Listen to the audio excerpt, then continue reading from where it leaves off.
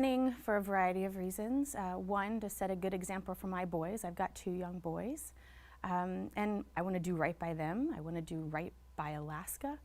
There's that saying, put up or shut up, and that's part of it.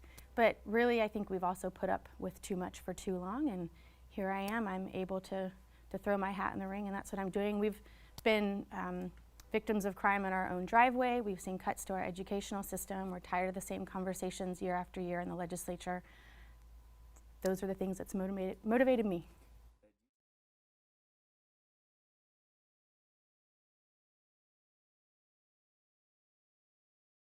Sure, I do.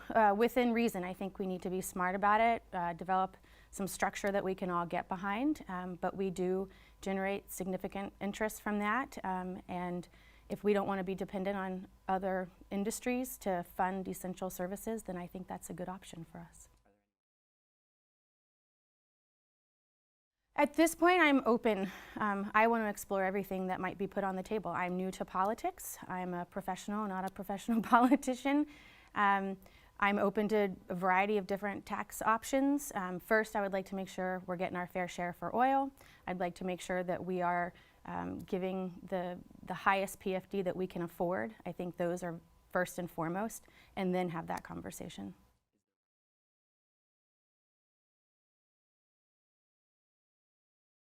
Sure. If I was pushed on one versus the other, I'm most interested in the state income tax option at this point. But again, there's going to have to be some long, hard conversations around how we would structure that.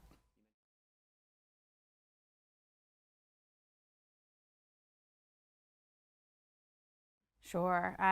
Well, I want to offer 2 little stories that I think illustrates where we are and where we've come from. So back in 2013, we had 2 individuals high on drugs crash their car into trees right outside my then newborn son's nursery.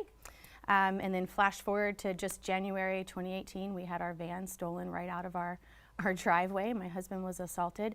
So I think we had crime problems well before SB 91. Across the board, different types of crime, they were on the rise. And we continue to have crime problems as we see every day. For me, some of the things that I would like to see change, I think we need to make sure we're filling empty personnel positions in law enforcement and making sure we have enough prosecutors and defenders to bring criminals to justice. I would like to see us fill some loopholes that we've seen most recently in some of our sexual assault laws and some of our kidnapping laws, for example. I'm also a big fan of, and if you talk with law enforcement, they'll tell you as well, we are in the middle of a drug crisis.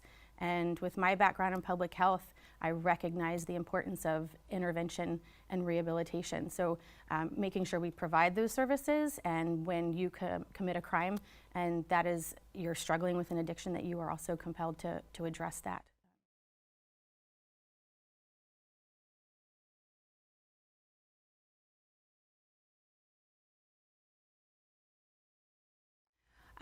Well, I mean, going back to treatment as one example of many, I think we have to look across the spectrum, right? So on one far end, we need to know where drugs are coming into our communities, how they're being distributed through our communities. I don't think we have a solid idea on some of that. I would like us to spend more to focus on that.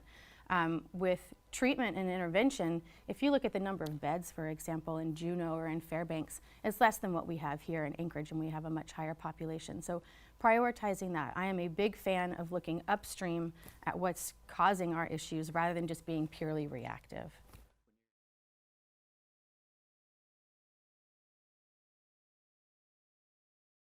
I'm hearing a lot of the same concerns, same things that made me want to run.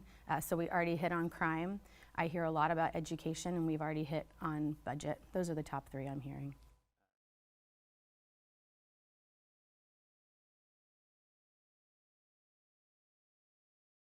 Sure. I mean, I think any successful nonprofit, any successful business has a solid, sustainable fiscal plan.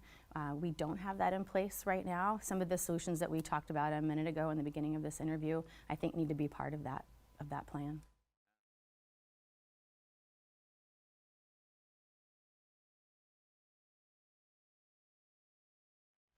I think it's really neat that we are taking that to the voters. It is a big issue, and I'm hearing arguments on both sides that are compelling.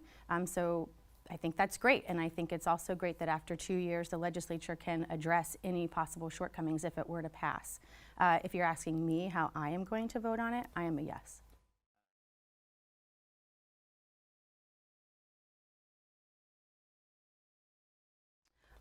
Sure. Again, this whole spectrum idea, everything from on the kids' side, the size of the classroom, making sure students have access to all the resources they need, regardless of how they learn, all the way to the other end with our teachers. Are we creating an educational environment, a work environment that's attractive to teachers who want to come and stay? We need to work on that.